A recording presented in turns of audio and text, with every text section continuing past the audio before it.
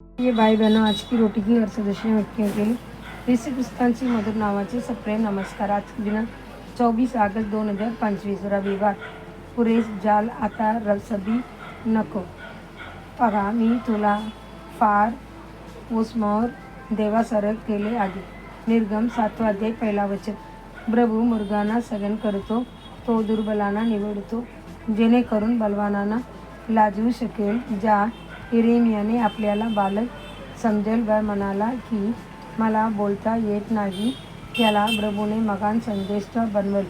जो मोसे म्हणाला की मी वाणीने धीमा आहे, त्यालाच प्रभूने इस्रायल लोकांना मुक्त करण्यासाठी वापरेल. आज प्रभूने तुला निवडलं आहे ही त्यांची योजना किती अद्भुत आहे.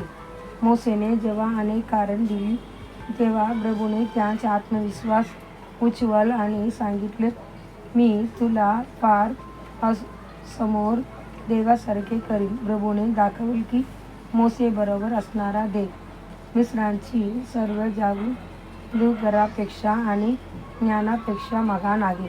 मोसेने धुळीला आकाशात फेकले आणि ती उभा बनली. मासा, डौल, तडा मिसर पर पसरली. पेडूक सर्वत्र भरून केले. पाणी रक्तात बदलले. नाईल नदीला दुर्गती आली. 3 दिवस गडद अंधार पसरला. मी सर्व संकटामध्ये मिसरमधील प्रत्येक बैलवान राजकुमारांपासून सामान्य जनापर्यंत मारलेले गेले, पण त्यांच्या घरावर पासोव्हरची मेस सावकाश रक्त लावलेला होत ते इस्रायल लोक वाचले. नंतर त्यांच्या समोर लाल समुद्र होता. देवाला हवं असत तर तो फक्त एक शब्द उच्चारून समुद्र फाडू शकला असता, पण त्याने हे कार्य मोसेच्या हस्ते केले. जेव्हा मोसेने आपली गाठी उंचावली, तेव्हा समुद्र ज्याला इस्रायल लोक चालून केले आणि त्यांची शत्रूवर तोच समुद्र बंद झाला. अमोलेक लोकांनी युक्त पुकारले. देवाने मोसेला वापरलं. जेव्हा मोसेने हात वर केले, इस्रायल जिंकू लागले.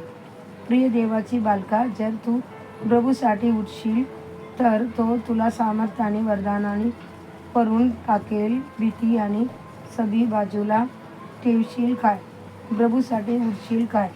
आत्मचिंतनासाठी वचन. काहींना चमत्कार करण्याचे सामर्थ्य, काहींना भविष्यवाणी वरदान. ही सर्व वरदाने त्यांची आत्म्याद्वारे दिली जातात. 1 कोरिंथियर 12 अध्याय 10 वचन. आजच्या बायबल वाचन. सकाळी स्तोत्र 116 अध्याय, 117 अध्याय, 118 अध्याय. संध्याकाळी 1 कोरिंथियर 7 अध्याय 1 ते 19 वचन. धन्यवाद.